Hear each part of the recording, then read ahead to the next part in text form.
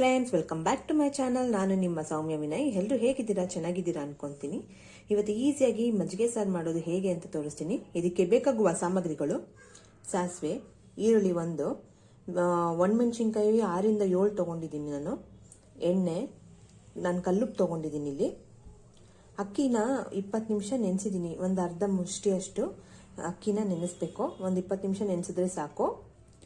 ಧನ್ಯ ಪುಡಿ 1 ಸ್ಪೂನು, 1 ಕಪ್ಪಷ್ಟು ಮೊಸರು ತೊಗೊಂಡಿದ್ದೀನಿ. ಇವಾಗ ಮಿಕ್ಸಿ ಜಾರ್ಗೆ ನಾನು ನೆನೆಸಿಟ್ಟಿದ್ದೀನ ಅಕ್ಕಿ ಇದೆಯಲ್ಲ, ಅದು ಹಾಕ್ತಾ ಇದ್ದೀನಿ. ಅಕ್ಕಿ ನೀರು ಸಮೇತ ಹಾಕ್ತಾ ಇದ್ದೀನಿ.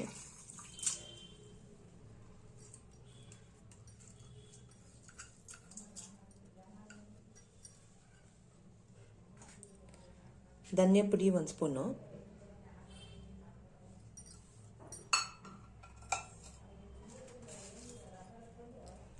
ಒಣಮೆಣಸಿನ್ಕಾಯಿ ಹಾಕ್ತಾ ಇದ್ದೀನಿ. ಈರುಳ್ಳಿ 1 ಹೋಳು ಹಾಕ್ತಾ ಇದ್ದೀನಿ. ಇದನ್ನ ನೈಸಾಗಿ ಗ್ರೈಂಡ್ ಮಾಡಬೇಕು. ಈ ಥರ ನುಣ್ಣಗೆ ಗ್ರೈಂಡ್ ಮಾಡ್ಕೊಂಡು ಬಂದಿದ್ದೀನಿ. ಈಗ ಒಗ್ಗರಣೆಗೆ ಎಣ್ಣೆ ಹಾಕ್ತಾ ಇದ್ದೀನಿ. ತಪ್ಪಲೆಗೆ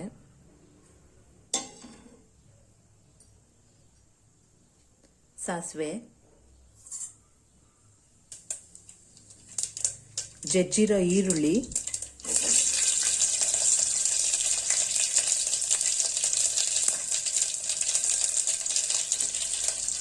ಹಾಕಿ ಫ್ರೈ ಮಾಡಬೇಕು.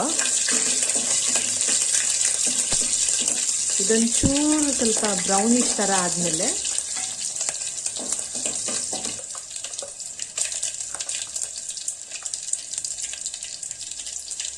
ರುಬ್ಬಿದ ಮಸಾಲೆ ಹಾಕ್ತಾ ಇದ್ದೀನಿ.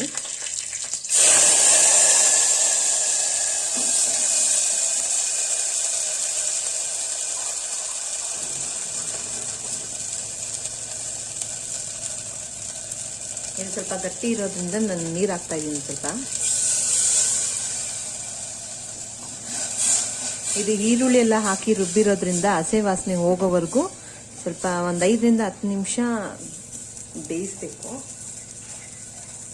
ಇದಕ್ಕೆ ರುಚಿಗೆ ತಕ್ಕಷ್ಟು ಉಪ್ಪು ಹಾಕ್ತಾ ಇದ್ದೀನಿ. ನಾನಿಲ್ಲಿ ಕಲ್ಲುಪ್ಪು ಹಾಕ್ತಾ ಇದ್ದೀನಿ. ಪುಡಿ ಉಪ್ಪು ಬೇಕಂದ್ರೆ ಹಾಕೊಬೋದು. ಇದು ಒಂದು 10ರಿಂದ 15 ನಿಮಿಷ ಬೇಯಬೇಕು.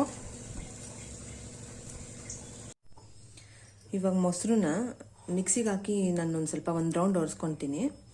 ಇವಾಗ ನೀವು ಇದು ಮಂತಲ್ಲಿ ಬೇಕಂದ್ರೂ ಕಡ್ಕೊಬೋದು. ನಾನು ಮಿಕ್ಸಿ ಜಾರಲ್ಲೇ ಒಂದು ಗ್ರೈಂಡ್ ಮಾಡ್ಕೊತೀನಿ.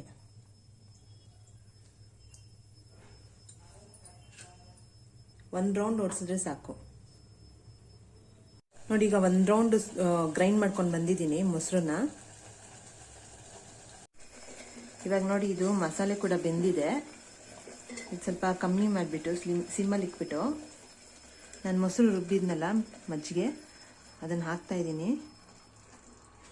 ಇದಕ್ಕೆ ಒಂದು ಸ್ವಲ್ಪ ನೀರು ಹಾಕಬೇಕು.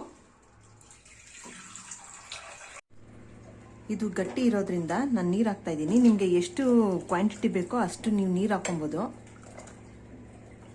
ಇದು ನನಗೆ ಇನ್ನೂ ಸ್ವಲ್ಪ ಗಟ್ಟಿ ಅಂತ ಫೀಲ್ ಆಗ್ತಾ ಇದೆ, ಸೊ ನಾನು ಇನ್ನೂ ಸ್ವಲ್ಪ ನೀರು ಹಾಕ್ತೀನಿ. ಇನ್ನೂ ಸ್ವಲ್ಪ ನೀರು ಹಾಕ್ತಾ ಇದ್ದೀನಿ ನಾನು. ಇದು 2ರಿಂದ 3 ನಿಮಿಷ ಕುದಿದ್ರೆ ಸಾಕು.